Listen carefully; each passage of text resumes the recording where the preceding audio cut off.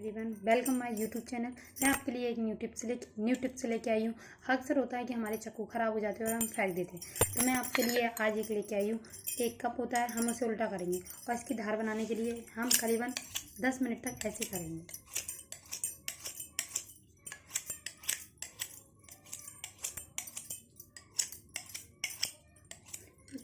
हम ये बिल्कुल हमारा बिल्कुल नया जैसा हो गया है। और ऐसे ही आप मेरी न्यू टिप्स देखने के लिए मेरा यूट्यूब चैनल को लाइक करें, कमेंट करें एंड सब्सक्राइब करें।